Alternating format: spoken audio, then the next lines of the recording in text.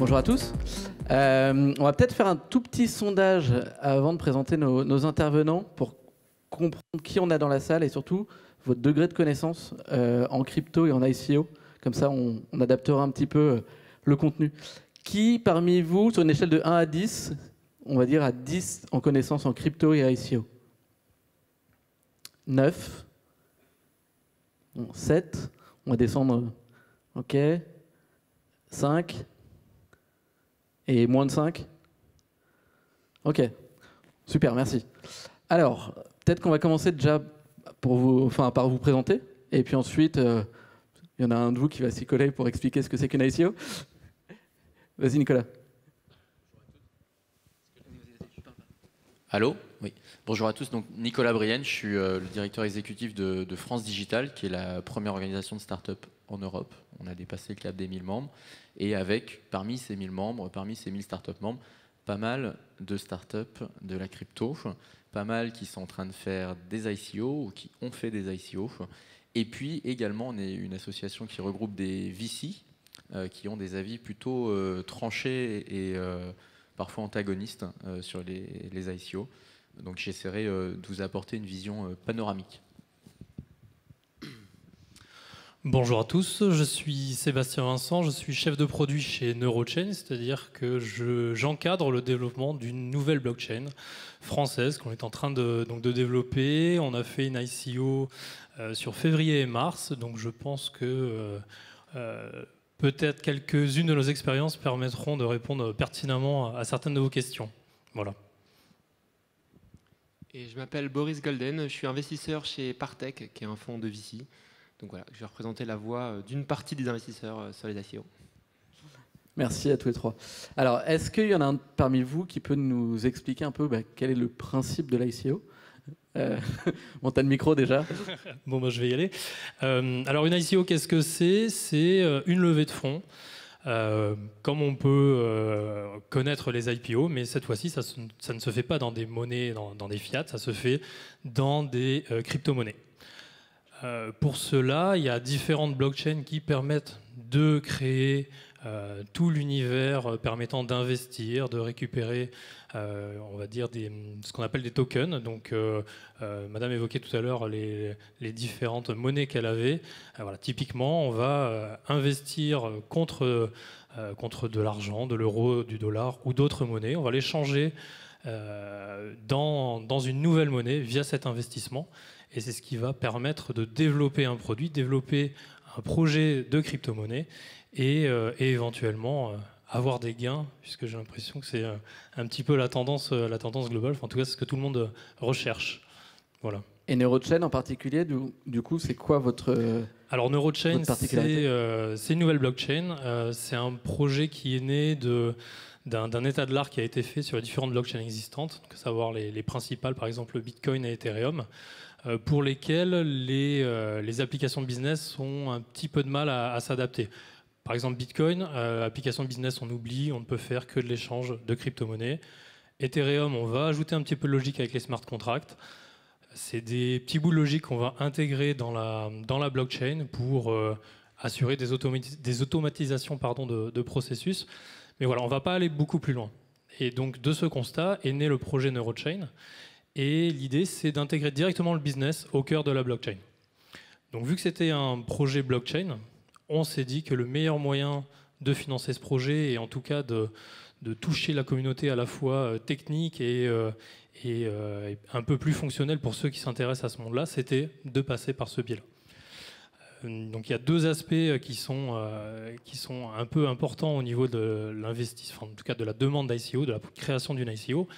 C'est que contrairement à une IPO, bien la création d'une ICO n'engendre pas de perte de gouvernance au niveau de l'entreprise. Notre projet reste le nôtre. On a été financé, on va dire, par un crowdfunding en crypto-monnaie, mais nous sommes 100% propriétaires du projet.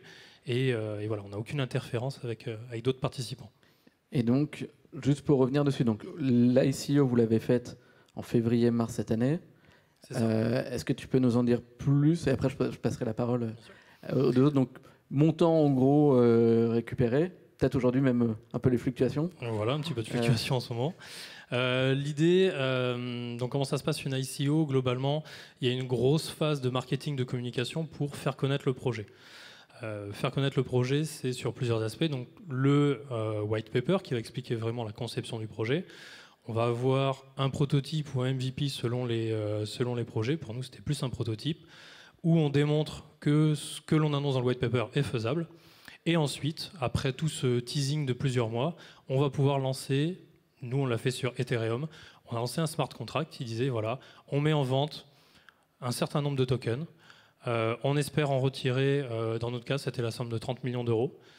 On n'a pas vendu tous nos tokens, on a vendu environ 70% de ces tokens à différents prix, parce qu'il y a plusieurs phases dans une vente d'ICO. Et bien sûr, donc cet argent levé n'est pas dans un argent classique, c'est de la crypto-monnaie. On a levé des Ethers et le cours de l'Ether fluctue. Donc voilà, en ce moment, on a levé. Enfin, l'actualisation de la levée est un peu plus faible qu'il y a quelques semaines, mais voilà, ça fait partie du jeu également.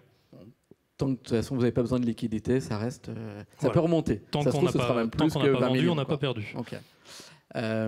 Du coup, je posais une petite question peut-être à Boris. Donc, pour schématiser, vous avez levé, alors, en fonction du cours de l'Ether, une vingtaine de millions, sans produit. Enfin, sans produit, en ayant prouvé des petites choses, mais en tant que tel, aujourd'hui, vous ne générez pas d'argent. Et à côté de ça, si on prend un modèle de financement classique, une vingtaine de millions, c'est que généralement, il y a déjà pas mal de choses derrière, quoi. Et quel est qu'est-ce que toi t'en penses, Boris, par rapport à ça? Alors, déjà, moi, j'aimerais revenir un petit peu sur l'ICO, parce que je le comparais aux IPO. Donc, nous, c'est vrai que d'un point de vue investisseur, on le compare plus aux levées de fonds. Donc, en gros, quand vous lancez un projet, en général, vous avez besoin d'argent, il y a un investissement en amont du projet. Effectivement, il y a des projets qui peuvent être bootstrappés, où très rapidement, l'argent, en gros, de ce que vous vendez, des clients qui vous permet en fait de payer les salaires directement. Et dans beaucoup de projets, en fait, il y a un effort initial de conception, d'ingénierie, etc., qui fait que vous avez besoin d'argent externe pour vous financer. Ça peut être votre argent, l'argent d'autres personnes, et parfois il faut de l'argent de personnes qui sont spécialisées dans le fait des jeunes projets, comme un VC, comme des business angels, etc. Dans le cadre de certaines startups, il y a eu récemment cette vague d'ICO. L'idée de l'ICO étant de se dire, finalement, dans le cadre de mon projet, vu que j'ai ce qu'on appelle des tokens, donc ça ne va peut-être pas rentrer dedans, mais en gros, j'utilise la blockchain et j'ai des tokens qui donnent le droit des utilisateurs d'utiliser cette blockchain. Donc c'est ce qui est sous-jacent dans ce projet. Je pense que c'est un petit peu compliqué à vulgariser. En tout cas, moi, je n'y arriverai pas en 30 secondes. Je me dis, mais si je prévendais ces tokens, en fait, ça me permettrait de financer mon projet sans avoir besoin de céder des parts dans l'entreprise. C'est exactement ce qui s'est passé pour simplifier avec Kickstarter. Je pense que tout le monde connaît Kickstarter. L'idée de se dire, finalement, je veux fabriquer des produits. Ce produit sera vendu 500 €. Je me dis, si je trouvais 1000 personnes qui me donnaient 300 €, ça ferait 300 000 €. Donc je les vends avec un discount. Ces personnes, elles préachètent le produit. Et finalement, ça me fait 300 000 € gratuitement que je devrais ensuite livrer les produits correspondants, mais ça fait 300 000 € d'avance qui me permettent de développer mon projet. C'est exactement le même concept, sauf que là, on ne vend pas la promesse de livrer un produit, on vend ce qu'on appelle les tokens, qui vendent en général le droit, par la suite, d'utiliser le service. Pour bien imager, je ne sais pas si c'est une bonne image, mais c'est comme s'il y a quelqu'un qui s'appelait la RATP qui vous dit, bon, moi, je vais construire le métro, etc. On dit, putain, c'est un super projet, j'aimerais bien le soutenir. On dit, tiens, achète des carnets de métro. Donc les carnets de métro n'ont aucune valeur, ils ne correspondent à rien. Et lorsque ça va me faire de l'argent, et lorsque j'aurai, grâce à votre argent et peut-être à d'autres sources de financement, développé mon projet, tu verras que mes tickets de métro te permettront de prendre le métro. En gros, pour faire simple, c'est ça l'ICO. Donc, finalement, tu vulgarises pas mal. C'est une bonne illustration. Écoute, tant mieux. Et donc du coup, nous, on a été beaucoup interrogés en tant qu'investisseurs parce que la question qu'on se pose, c'est de lever 20 millions à ce stade-là d'un projet avec des VC traditionnels, c'est pas impossible, mais c'est extrêmement compliqué. Ça veut dire qu'il n'y a que quelques VC qui vont avoir un modèle dans lequel ça fait sens. Nous, par exemple, chez Partech, à ce stade-là, on ne serait pas capable d'investir plus d'1 ou 2 millions. Donc un tour à 20 millions, c'est très loin de ce qu'on saurait faire et de notre modèle à ce stade-là. Et ensuite, donc déjà, il y a très peu de VC qui pourraient le faire. Ensuite, il y a une question, en tant qu'investisseur, c'est est-ce qu'on trouve que c'est sain de le faire? Moi, j'ai un point de vue qui n'est pas celui de tous les investisseurs, c'est que la somme d'argent que vous avez dans un projet à un moment donné peut être assez structurante dans le développement. Et en particulier, je pense que tant que vous n'avez pas trouvé ce qu'on appelle le product market fit, tant qu'en fait vous ne savez pas vraiment ce que vous faites, quel produit vous faites et que vous n'avez pas prouvé que votre marché réagit bien à ce produit, avoir trop d'argent peut être quelque chose qui est en fait néfaste. Un exemple tout bête, c'est que si vous avez peu d'argent, chaque recrue, chaque décision que vous prenez va être très réfléchie. Si vous avez beaucoup d'argent, finalement, embaucher 15 ingénieurs au lieu de 10, vous allez le faire allègrement, vous allez avoir un bateau plus lourd, une voilure plus épaisse, et ça rend plus difficile d'être agile pour arriver à trouver l'ADN de ce que vous faites, ce qui est une problématique de start-up. Donc ça, c'est un premier point qui est un point pas du tout d'investisseur, mais qui est un point de vue méthodologique. Je pense que non pas les ICO en elles-mêmes, mais la vague qu'on a vue en 2017, grosso modo, où il y a beaucoup d'entreprises qui ont levé en n'ayant pas prouvé grand-chose, des dizaines de millions d'euros, et pas forcément quelque chose de positif pour les entrepreneurs eux-mêmes. Alors bien sûr, on pourrait se dire, mais je vais laisser cet argent et le mettre de côté. L'histoire montre que c'est comme à titre personnel, on dit souvent que les gens qui augmentent de salaire, revenir en arrière, c'est très difficile parce qu'on s'habitue, on a un burn. Et juste le coup, Ouais, Sébastien, là-dessus, qu'est-ce que toi t'en penses? Alors On va faire un peu le ping-pong. ouais, je dirais que peut-être pas pour défendre, mais en tout cas pour aller peut-être dans un sens différent. Alors je suis quand même d'accord avec toi sur le fait que qu'aujourd'hui il y a des ICO dans tous les sens. Il y a de tout. C'est presque la roulette russe pour certains parce qu'ils vont miser sur des projets, ça va même pas sortir, la monnaie va s'écrouler, il va rien se passer. Il y en a d'autres qui sont un peu plus pertinents, mais c'est vrai qu'aujourd'hui on a beaucoup de mal à savoir ce qui se passe. Il y a un an, c'était un an et demi, 15 projets par mois, et aujourd'hui il y en a 200 par semaine. Donc, Justement, Nicolas. Ouais. Juste sans vouloir te piquer la parole, Nicolas. Non, parce qu'on se venge d'un précédent talk. Non, mais ce qui est important, et c'est la deuxième partie avant de te laisser la parole. Non, mais il y a un point de vue qui est plus un point de vue VC, c'est que un projet très tôt, donc on va dire quand le produit n'existe même pas et que finalement on ne sait même pas si ça fait sens, si ce projet fait sens, et d'un point de vue conceptuel et d'un point de vue de la capacité de l'équipe à délivrer ce projet. C'est un métier en fait d'arriver à essayer, et on se trompe souvent alors que c'est notre métier, de détecter quel projet fait sens.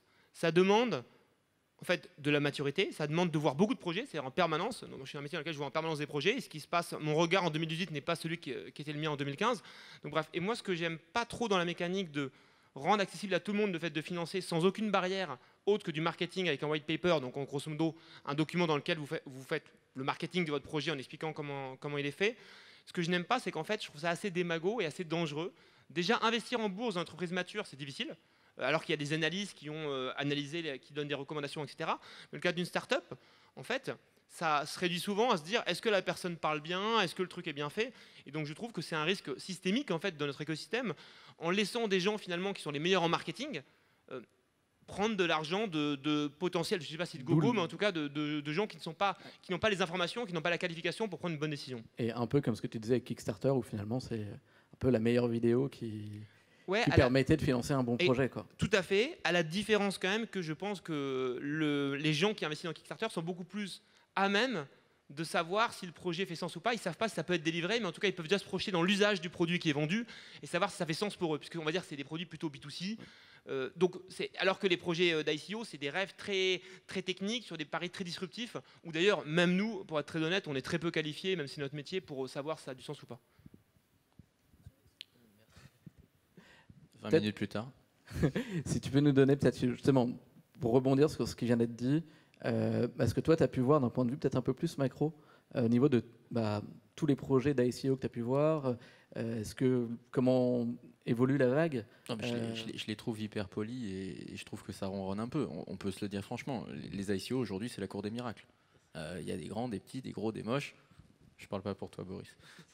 On va se taquiner comme ça pendant tout le panel. C'est la cour des miracles. Et donc aujourd'hui, parce qu'on est sur quelque chose de nouveau, on est sur quelque chose qui n'est pas régulé. Il existe en dehors du cadre de régulation. Et donc, on a effectivement des très bons projets comme celui de mon voisin de droite. Et on a des choses sponsorisées par Nabila. Donc là-dessus, on a besoin quand même de démystifier un certain nombre de choses. Et moi, j'aimerais revenir un petit peu sur les définitions. En fait, pour bien comprendre ce qui est en train de se jouer là avec les ICO, il faut venir en fait sur une expression synonyme qui est token sales. On vend des jetons. Et donc, moi, j'établirais bien la distinction avec les autres modes de fonctionnement que sont les levées de capital risque ou les IPO. On est en fait sur de la vente de jetons. Donc, la vente de jetons, ça correspond à certains business models et ça n'a rien à voir avec d'autres startups.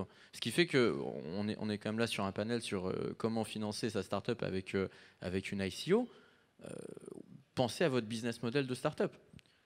Pensez à votre business model de startup. Nous, on le voit bien à France Digital sur les membres qui se permettent de faire ça. Ils répondent quand même à un certain business model. Premier business model, c'est il faut être capable c'est le fameux, une autre expression clé qui est fondamentale, c'est les utility tokens. Il faut être capable de produire des jetons qui ont une utilité. C'est-à-dire, si je devais schématiser, en gros, le jour où Air France vend des miles en échange d'Ethereum, là, c'est des utility tokens. Tout le monde voit immédiatement le projet, le service derrière, ce qui va être utile. T'as l'impression qu'aujourd'hui, il y a beaucoup de projets qui sont un peu bullshit. On a des gens qui déjà financent avec des ICO des projets qui n'ont rien à voir avec la blockchain, et j'y reviendrai plus tard. Ça pose un vrai problème par rapport à la philosophie initiale des ICO. On a des gens, tu rappelais à juste titre l'importance du white paper, qui y vont un petit peu à l'aventure. Moi, je vais vous balancer si on pourrait stat. expliquer peut-être. C'est clair pour tout le monde le white paper ou pas? Le white paper, en gros, c'est ce que vous déposez au moment où vous allez vendre vos jetons. Vous expliquez ce que vous allez, le produit que vous allez sortir. Vous expliquez qui est votre management. Vous expliquez, en gros, c'est votre feuille de route, quoi. Où est-ce que vous allez. Je reviens à mon histoire. Une statistique qui est importante à retenir, c'est qu'aujourd'hui, sur la plupart des ICO que vous voyez, quand on discute avec les cabinets d'avocats, ils vous disent 30% sont bidons. C'est-à-dire 30%, ça veut dire tout simplement les noms correspondent à des personnes qui n'existent pas, les adresses correspondent à des boîtes aux lettres, et ainsi de suite, et ainsi de suite. Donc c'est extrêmement important de se rappeler c'est quoi le produit, quel est le utility token que la startup a envie de pousser. Et est-ce qu'il y a une proposition de la part de France Digital, typiquement justement pour réguler et un peu arriver à... Il y a une proposition de régulation et puis une proposition, je dirais, purement business. Tu l'as dit tout à l'heure, l'enjeu, c'est de construire une communauté. Ça, c'est la proposition business. Quand vous êtes une startup, l'intérêt d'une ICO, c'est un petit peu comme du crowdfunding. Il y a une dimension communautaire qui est absolument essentielle. C'est que les gars qui vont vous prendre votre token, et là je divergerai peut-être un petit peu de toi, sont pas forcément dans une logique spéculative, ils sont aussi d'être dans une logique d'être les premiers à utiliser le service que vous allez déployer. Je reprends mon exemple des miles Air France. Les gars qui achètent des miles en Ethereum, un jour, il a envie d'utiliser ces miles Air France. Il a envie de voyager. Et donc, il y a cet aspect communautaire qui est extrêmement important à construire si vous voulez que votre ICO démarre proprement. Et c'est pour ça que d'ailleurs, sur tous les projets qui ont vraiment très bien marché avec des grosses levées de fonds, il y avait une dimension communautaire qui était extrêmement forte. Et notamment, les communautés blockchain sont plutôt bien organisées. Je viens juste 20 minutes plus tard, en réaction à ta prise d'otage du micro tout à l'heure, sur la partie de régulation, pour te répondre, Alex. Sur la partie de régulation, aujourd'hui, on voit pas. Enfin, on a mené un petit panel, un petit sondage sur les gens qui font les ICO ou qui investissent dans les ICO. La transparence et le cadre de régulation sont les deux items qui viennent le plus loin possible quand on leur demande quelle était leur raison d'investir dans une ICO. Le premier qui vient, c'est la qualité du token. C'est la qualité du projet. Et le deuxième, c'est ce que je viens de dire à l'instant, c'est la construction de la communauté. Donc la régulation, elle est importante. Elle est importante, et là je parle plutôt pour ceux qui aimeraient investir dans des ICO sous l'angle de la fiscalité. Aujourd'hui, on a un peu de... C'est compliqué. Il y a un vrai flou, plusieurs classes d'actifs, c'est plutôt très compliqué. Le dernier point... et là, il faudra que vous nous expliquiez comment vous faites. On a un sujet de régulation bancaire. C'est quand vous arrivez devant votre banquier en disant « Hey, bonne nouvelle, j'ai levé 20 millions avec une ICO. Est-ce que tu peux mettre ça sur mon compte ?» Dans 90% des cas, et moi je veux bien que tu nous donnes le nom de ton banquier, dans 90% des cas, le banquier il vous dit attends, j'appelle TracFin et je te balance à l'antiterrorisme. Surtout que vous êtes en France. Et en plus, vous êtes en France. Donc, avant de passer la parole à Boris, quel est le nom de ton banquier ? Bien évidemment, je ne le donnerai pas. C'est très compliqué, c'est vrai, après une ICO, de trouver une banque. Aujourd'hui, c'est... Malgré le fait d'utiliser des KYC, donc les étapes de prise de connaissance de la personne qui va investir, donc c'est-à-dire que tous les gens qui ont investi chez nous, on les connaît. On a leur passeport, ils ont été validés par un protocole de KYC qui s'appelle Tesorio, qui valide avec Interpol, qui valide avec, dans la plupart des pays, la validité des profils, d'où vient l'argent. Ça ne sera pas de l'argent qui vient du darknet et ainsi de suite, ça sera des choses propres. C'est marrant parce que ces banques sont intéressées par des projets de blockchain, en tout cas du monde de la crypto-monnaie et ainsi de suite, pour avoir ces process de KYC. Donc on a fait des choses qui sont vraiment hyper drastiques. On a refusé beaucoup d'investisseurs. On a commencé les discussions bien en amont, avant l'ICO, avec l'AMF, avec des membres du gouvernement et ainsi de suite. On a vraiment fait les choses le plus propre possible, mais c'est vrai que dans un monde où il n'y a pas de régulation, on trace un peu notre route. Et vous avez été accompagné là-dessus ? Comment vous avez mis en place tout ça ? On a des avocats vraiment très pointus sur le domaine de la finance et sur le domaine de la blockchain, notamment un avocat à New York qui a déjà fait plusieurs ICO américaines et ainsi de suite. On s'est vraiment bien fait accompagner sur le sujet, on ne peut pas prendre de risques. Surtout qu'on a fait le choix de rester en France. On aurait pu faire comme beaucoup de projets français qui au final ont glissé juste derrière la frontière suisse, ou peut-être des projets chinois. Voilà. Enfin, il y a plein de choses qui auraient pu être faites, mais on a choisi de rester français. On subit un petit peu alors, le retard, c'est compliqué à dire, mais en tout cas, peut-être le manque d'initiative de la part du gouvernement et ainsi de suite, bien qu'il y ait il y a des choses qui avancent, il y a des discussions, on fait partie de plusieurs pools de discussions comme French Impact avec Monsieur Itier, on discute avec Monsieur le maire. Voilà, on avance sur les sujets, mais c'est vrai qu'aujourd'hui, pour assurer un cadre légal de ce qu'on a levé, de comment on va le dépenser, de comment va marcher la fiscalité, les gens qui ont investi, est-ce qu'il y a de la TVA dessus, ainsi de suite. Tous ces sujets-là, aujourd'hui, sont en discussion. Voilà. Boris, tu voulais dire quelque chose tout à l'heure ? Passe à la question suivante. Ok. Peut-être d'un point de vue, si on peut revenir sur la promotion justement de l'ICO, parce que donc, comme on l'a dit, vous aviez un peu de techno, mais surtout c'est ce fameux white paper et toute l'équipe qu'il y a derrière. Comment est-ce que vous démarquez de tous les projets un peu bidons ? Enfin, parce qu'il y a une grosse concurrence. Quoi. Ça a été compliqué dans le sens où déjà on a découvert un peu sur le tas. On s'intéressait à la crypto-monnaie et à tout ce monde-là, mais tant qu'on ne l'a pas fait, on ne sait pas vraiment quand ça se passe.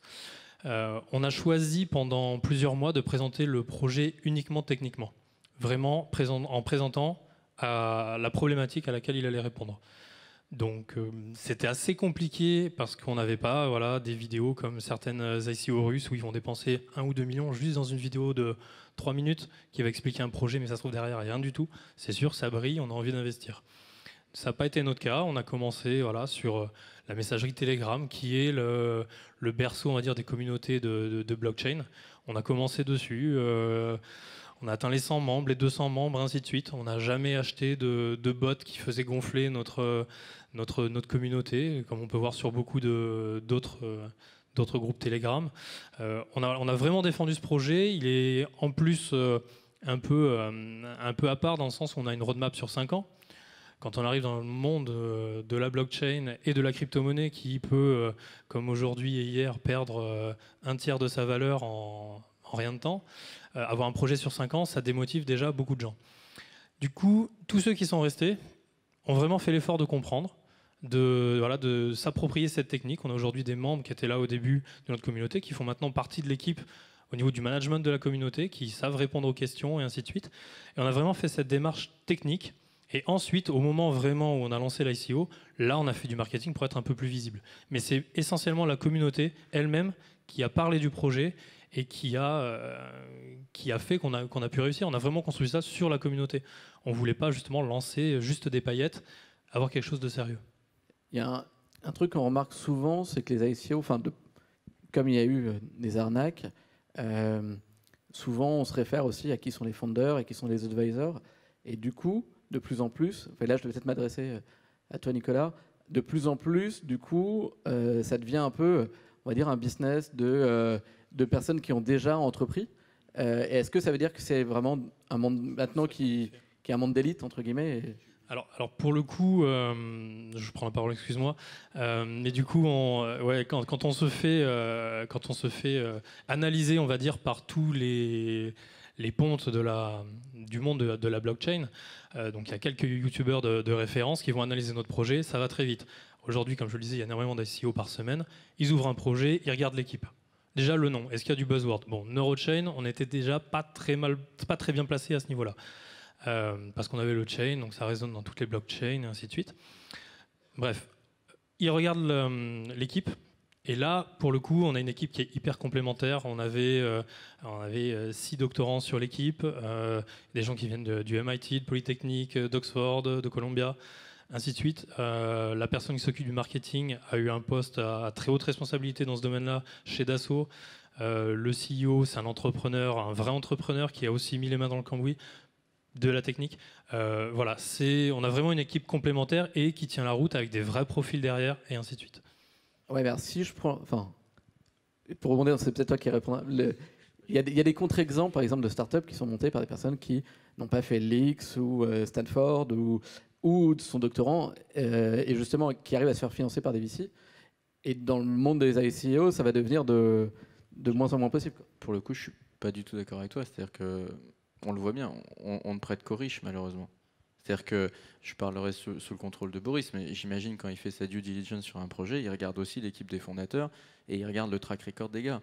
Donc ce qui est valable pour un fonds de VC se retrouve également sur les ICO. Et après, tu vois, moi ça a choqué tout le monde sur le projet Brave de voir le fondateur de Mozilla tout d'un coup lever 30 millions en 30 secondes. Je vais te dire, vu le track record du gars, je pense qu'il aurait fondé sa start-up et il serait allé chercher 30 millions. Je pense qu'il aurait trouvé du monde.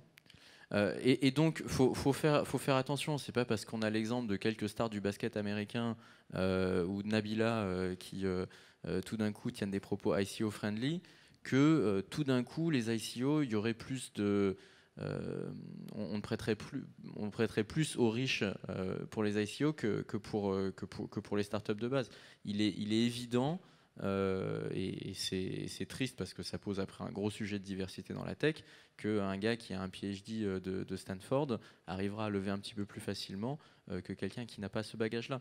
Donc, et après Boris va me rentrer dedans, mais juste pour finir, oui, les ICO aujourd'hui, parce que c'est pas régulé ou peu régulé, parce qu'on est sur des nouvelles applications, parce qu'on est sur des technologies comme la blockchain qui ne sont pas encore complètement démocratisées, ouais, moi j'aurais tendance à dire ça reste encore un sport de combat entre adultes consentants.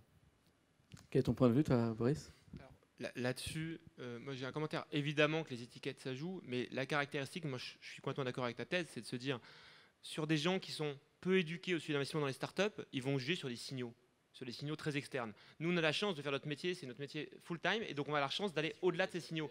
Le problème, c'est que, tu vois, c'est super d'avoir une équipe avec des mecs qui ont fait des tops écoles, ça fait absolument pas des bons entrepreneurs. Et là où je suis d'accord avec toi, c'est que je pense que ça va tirer, pas forcément que vers des étiquettes, mais tirer vers des signaux qui sont du hype, avec quels advisors c'est, quels noms j'ai, que ce soit des noms d'écoles, des noms de boîtes par lesquelles je suis passé. Ah, les 2 mecs ont fait Google, super, il y a combien de dizaines de milliers de mecs qui ont fait Google? Est-ce que ça veut dire que tu vas faire une bonne boîte?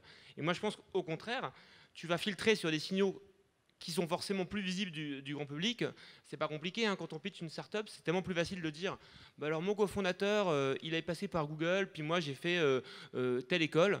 Les gens, comment dire, la personne va facilement se laisser impressionner.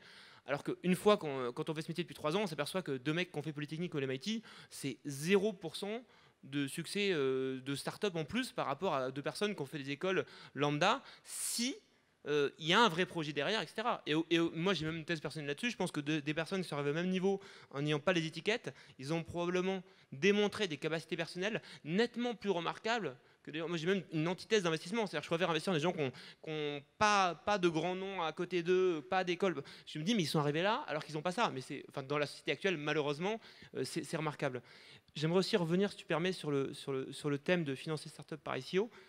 Ton cas de Neurochain est un cas effectivement qui malheureusement, je pense, est plus une exception que la règle. Ça veut dire que vous avez fait les choses très proprement. Et donc dans cette question, il y a deux choses. Il y a financer sa startup par ICO. Déjà, la question ne se pose pas ou ne devrait pas se poser pour 99% des startups. Déjà, de base. Donc le problème, c'est que c'est une telle manne aujourd'hui. Si je vous dis, alors d'un côté, il y a des gens comme nous qui vont vous emmerder et vous allez avoir du mal au début du projet à lever 1 ou 2 millions. Et à côté, si tu es malin, tu peux aller choper peut-être 5-10 de façon non dilutive, donc sans céder de part de ton capital. Je peux tout à fait comprendre, il y a une tentation, et c'est ce qui s'est passé dans les dernières années, il y a un appel d'air, où même sans être quelqu'un de malhonnête, on peut avoir envie de le faire. Donc ça, c'est un premier point. Donc déjà, la plupart des startups, il n'y a même pas de question, c'est pas est-ce que je vais faire un SEO, ça ne fait pas de sens. Sinon, ça amène à ce que tu discutais tout à l'heure, c'est le fait on peut créer artificiellement en fait, ces fameux jetons, en se disant, finalement, je vais introduire des jetons dans mon système, je vais vendre ces jetons, et ça devient un moyen artificiel de lever de l'argent. Donc ça, déjà, la réponse, la question ne fait même pas sens, ou ne devrait pas faire sens. Ensuite, il y a un autre sujet. Donc ça, ce sujet-là, à mon avis, il sera évacué bientôt, parce qu'aujourd'hui, la raison pour laquelle beaucoup de gens dont je fais partie sont, entre guillemets, assez contre les ICO, c'est en fait contre ce 80, je ne sais pas quel pourcentage, ce gros pourcentage d'ICO qui sont en fait des effets d'aubaine, où on se dit, bah tiens... Et souvent qui marchent moyennement en plus. Alors, parce que le public est... Je sais pas te dire. Mais en tout cas, je crains qu'il y en ait qui aient bien marché à cause du bon marketing. Ensuite, il y a un autre sujet, plus de fond. Il y a un autre sujet plus de fond qui est celui de se dire, est-ce qu'on pense que pour des startups comme Neurochain qui sont nativement ICO compatibles, et vous êtes sur un sujet, c'est même pas vous êtes utilisateur d'une blockchain, c'est qu'en fait vous inventez un nouveau protocole. Donc c'est l'exemple même vous êtes le contre-exemple presque tellement vous êtes dans le pur grain de l'ICO.